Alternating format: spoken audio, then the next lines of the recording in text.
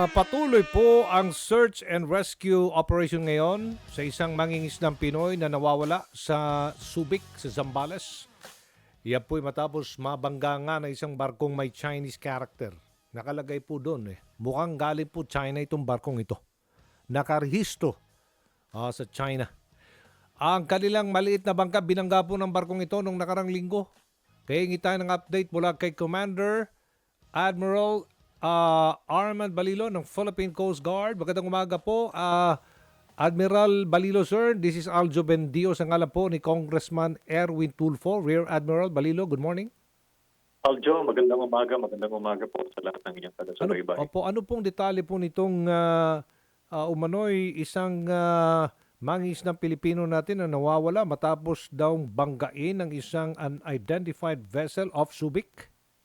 Oo, nung July 1st ay umalis siya doon sa Subic para mangisda. No? Pero nung July 3 at around 3 p.m., nagkaroon ng insidente doon sa Sampaloc Point dito sa Subic.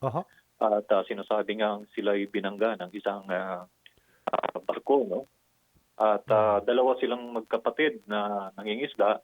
Unfortunately, nakaligtas yung isa pero yung kapatid niya ay hindi na nakita. Yun ngayon yung subject ng search and rescue operations ng Philippine Coast Guard at patuloy natin siyang hinahanap.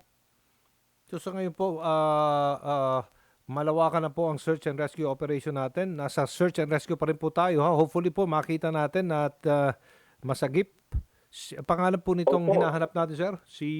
At nagbigay na rin po tayo ng notice to mariners para lahat po ng mga barkong dumaan na malapit dyan sa Subic at sa pinangyarihan ay ma-notify na kung sakaling nakuha nila ay pagbigay alam po sa atin. Okay. Ilang araw na po itong search and rescue? Mag-7 days na po. 7 days July na. pa po ay nung report sa amin ito ay hinanap na natin at nakikipag-ugnayan na po tayo doon sa mga sasakyang pandagat na dumadaong dyan sa Subic.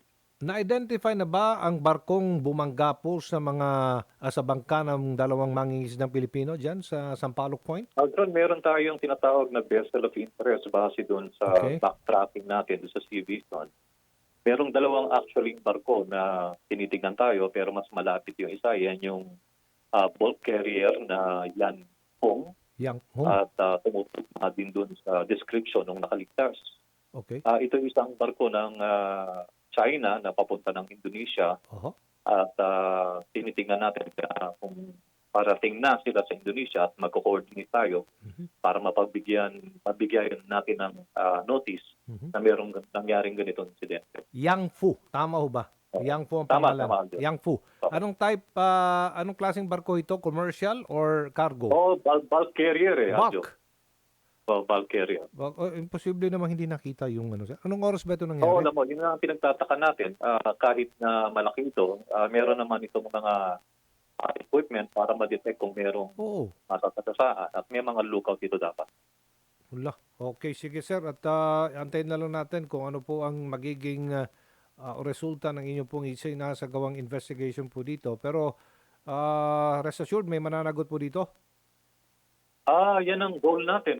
Instruction ni Admiral Gaban at mapanagot at makompensate yung pamilya dun sa nangyari. Okay. Bukod po dyan, may ginawa rin pagharang daw ang China Coast Guard. May iba po tayo, Rear Admiral, kung okay lang po itanong ko sa inyo ito. May ginawa rin pagharang ang China Coast Guard sa Philippine Coast Guard vessel natin na magdadala ng may sakit yata na Philippine Navy? Oo, ito normal na occurrence na doon sa Ayungin Shoal. At, pero nakipag-negotiate naman tayo at sinabi nating members sa mission at kailangan evacuate yung isang tauhan ng Philippine Navy doon sa Sierra Madre na dehydrated at kailangan evacuate at masama na yung pakiramdam niya. At nakuha naman natin ito at nadala natin na-cover natin properly sa Westcom. Okay. Then, itong monster ship daw ng China, andyan pa rin daw sa nakaangkla sa Escoda? Oo, nakamonitor tayo doon sa sinasabing monster ship ng China at nandun din naman yung Teresa Magbanwa at pabalik-balik yung ating ilang barko pa. At hindi naman natin siya tinitignan as a threat, pero tinitignan natin siya na parang yung pagiging standby niya ron ay china-challenge natin Oh. at hindi naman din aalis yung Teresa Magbanua doon sa area. Ano pong sinasabi po nila pag challenge natin sila?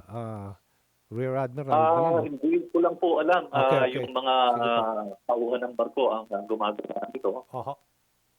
Okay. Nabalitaan niyo rin ba itong mga illegal na droga nakuha sa laot naman sa Ilocos Norte at Ilocos Sur? Nabalitaan ko, no, Opo.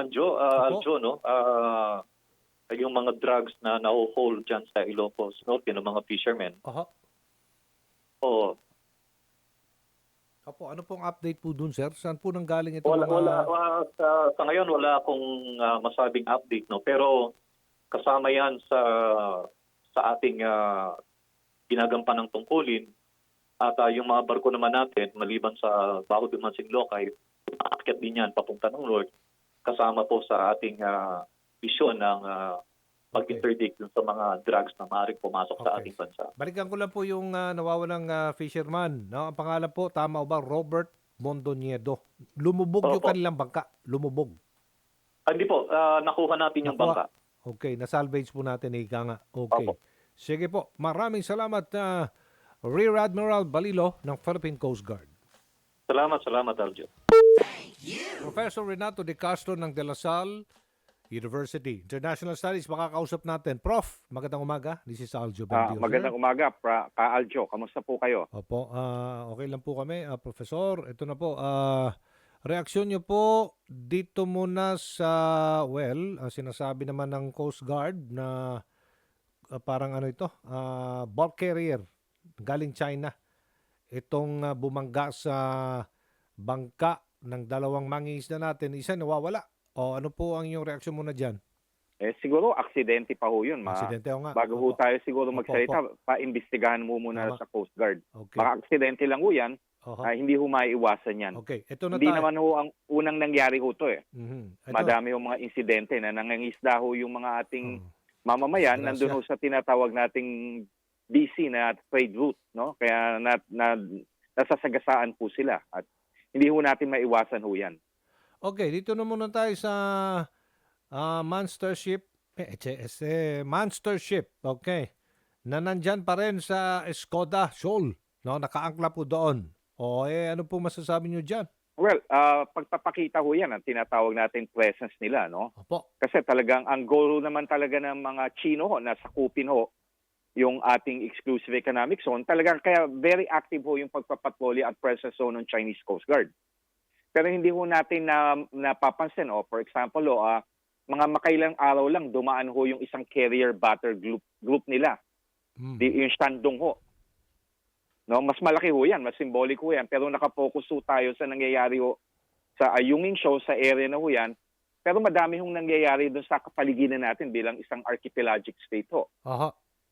So yung Shandong ho, tapos recently ho, kung nabasa nyo rin po, meron hong yung mga Chino ho, tsaka mga Ruso, nag-conduct ho ng naval exercise dito sa ating Pacific area, sa East Philippine Sea po. Mhm. So, tingnan ho natin, nakafocus lang ho tayo palagi doon sa nangyayari Ayungin Shoal, doon sa West Philippine Sea. Pero marami hong nangyayari kasi dapat tingnan ho natin yung bansa ho natin, isang archipelagic state na napapaligiran ho ng karagatan. Madami hong nangyayari sa ating kapaligiran. Okay. So, Ano, ang hindi... opo. Ano naman ang pananaw ninyo kung tayo po ay maghahain na naman ng panibagong protesta sa China? Nagigit natin ng ating pong karapatan. Na tayo po sinasabi ng ilang mga analyst, talagang walang habol dito ang China because of overlapping claims nila dyan sa West Philippine Sea. Kasi sinasabi dapat ang pinaka-maximum lang na pwedeng angkinin ng isang bansa dyan, parang 350 nautical miles, extended continental shelf, idadagdag yan doon sa ating exclusive economic zone. Tama ho ba? Na-resolve na ho yan ang July 12, 2016 arbitral ruling. Okay. Na sinabi ho talaga walang legal basis to, groundless yung kanilang historic claim. Okay. Ang ano talaga ho, dapat natin palagi i-assert. Importante din ho yung pagka-file natin ng diplomatic protest Kasi pinakikita ho natin, pinamumukha ho natin sa mga Chino na hindi natin tinatanggap yung ginagawa ho nila. Oh. Kung hindi ho tayo magpa-file ng diplomatic protest, ibig sabihin tinatanggap po natin. So despite the fact na nakikita ng mga iba nating mamamayan na wala naman silbi yan, may silbi ho yan. Kasi pag pumayag ho kayo, hindi ho kayo pumalag, ibig sabihin tinatanggap niyo yung sitwasyon. Tama, tama. Ito naman ang ginagawa ng Coast Guard ng China ngayon.